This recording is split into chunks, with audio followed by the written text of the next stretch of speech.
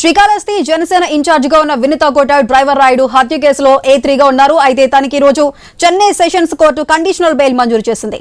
గత నెల 7న రాయుడు హత్య జరగగా చెన్నై C37 వెల్స్ పోలీసులు విచారించి 5గురిని అరెస్ట్ చేశారు. ప్రతిరోజు పోలీస్ స్టేషన్ కి వచ్చి సంతకం చేయాలని బెయిల్ ఆర్డర్ లో పోలీసులు ఆదేశించారు.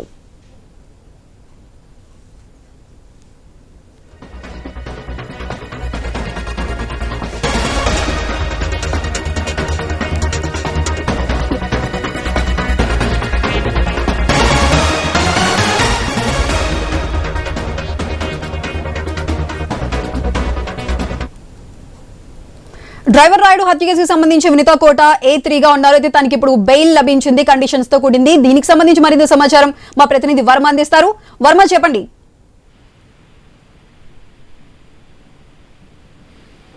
ఏదైతే శ్రీకాళహస్తి నియోజకవర్గంలో డ్రైవర్ రాయుడును హత్య చేసిన కేసుకు సంబంధించి మాజీ జనసేన నియోజకవర్గ ఇన్ఛార్జ్ వినుత కోటకు చెన్నై కోర్టు బెయిల్ ఇవ్వడం జరిగింది.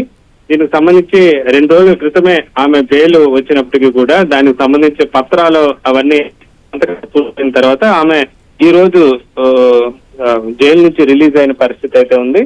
ఇక మొత్తం 5 మంది నిందితుల్లో వినుత కోట A3 నిందితురాలుగా ఉన్నారు. దీంతో ఈ రోజు గత 2 రోజుల క్రితం బెయిల్ పిటిషన్ కోర్టులో చెన్నై కోర్టులో పరిధిలోకి వచ్చినప్పటికీ ఈ మొత్తం 5 మంది నిందితుల్లో ఈమెకు మాత్రమే బెయిల్ లభించింది.